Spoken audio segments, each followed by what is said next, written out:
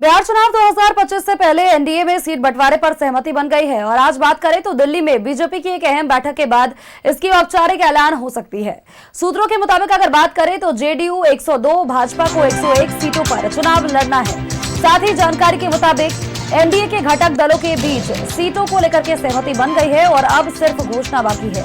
BJP राष्ट्रीय अध्यक्ष JP Nadda के आवास पर बिहार बीजेपी कोर ग्रुप की एक महत्वपूर्ण बैठक बुलाई गई है। बैठक में जेपी नड्डा, केंद्रीय गृह मंत्री अमित शाह समेत पार्टी के शीर्ष नेता मौजूद रहेंगे। इस दौरान बिहार बीजेपी के सभी बड़े नेता और कोर ग्रुप सदस्य भी हिस्सा लेंगे। माना यह जा रहा है कि इसी बैठक के बाद सीट शेयरिंग और टिकट वितरण की अंतिम रूपरेखा पर मुहर लग सकेगी।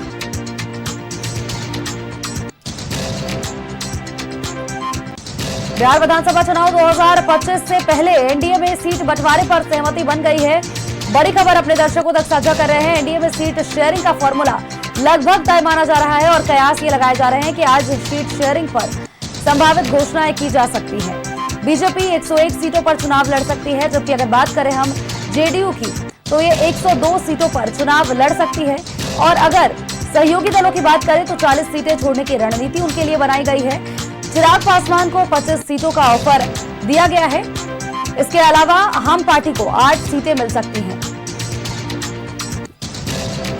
आरएलएम को 7 सीटें मिल सकती हैं। बड़ी अपडेट अपने दर्शकों को बताएं। सहयोगी दलों के दबाव में आकर के बीजेपी या फिर जेडीयू 1-2 सीट छोड़ सकती है।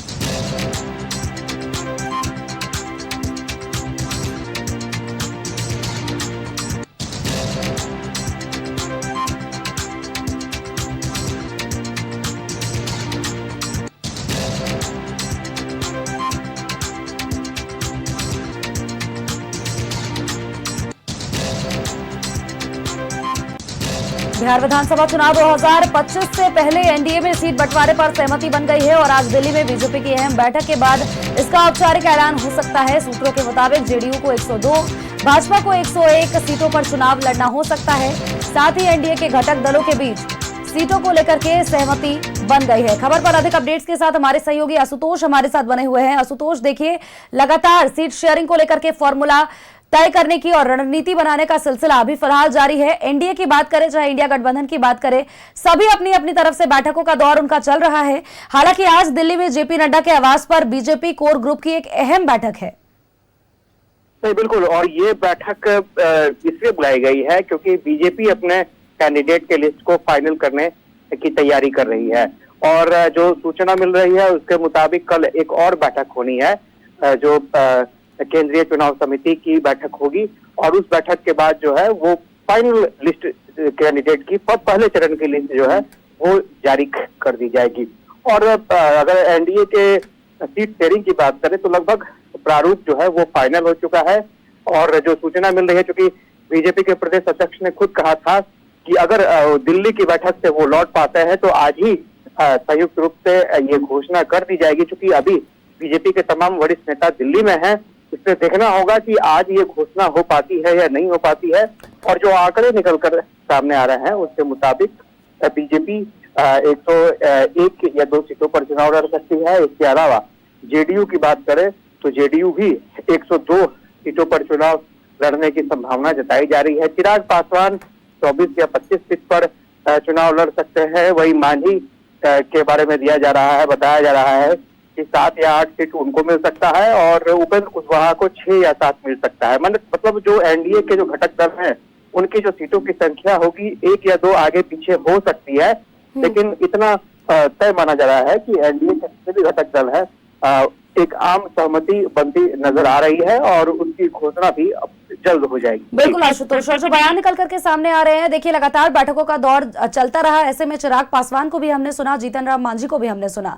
हालांकि देखिए पहले चिराग पासवान 35 सीटों की मांग कर रहे थे, जीतन राम मांझी 15 सीटों की मांग कर रहे थे, लेकिन सहमति 25 और 7 सीटों पर लगभग अब बनती हुई नजर आ रही है और जो नाराजगी थी वो भी दूर होती हुई नजर आ रही है। और उनका जो बयान आ रहा है वो स्पष्ट कर रहे हैं कि हमने मांग की थी, हमारे भीतर नाराजगी नहीं थी, एनडीए में कोई नाराजगी नहीं है।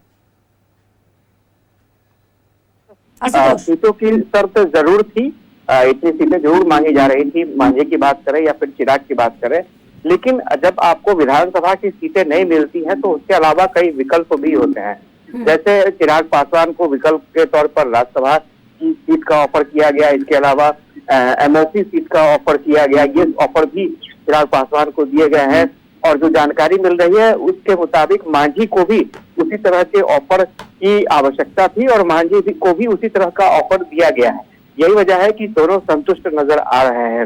इधर उपेंद्र कुशवाहा भी चाहते थे कि कम से कम 8 से 10 सीटें उनके खाते में आए। हालांकि इसके लिए जेडीयू बीजेपी बिल्कुल तैयार नहीं है, तो उपेंद्र कुशवाहा को भी मनाया गया है और कल खुद आपने देखा होगा कि विनोद तावड़े पहुंचे थे उनसे मुलाकात करने के लिए और बातचीत भी उनकी हुई है। तो मुझे लगता है कि जो अभी विधानसभा की वर्तमान सीटें हैं उसके अलावा भी कई विकल्प और दिए गए हैं चिराग पासवान को, मांझी को और उपेंद्र कुशवाहा को, ताकि अभी का जो समय है वो बेहतर तरीके से निकल सके और आने वाले समय में जो विकल्प बनेंगे उस विकल्प पर उन लोगों को मैनेज किया जाएगा। जी बहुत बहुत शुक्रिया आशुतोष, तमाम अपडेट्स, तमाम जानकारियां हमारे दर्शकों तक साझा करने के लिए।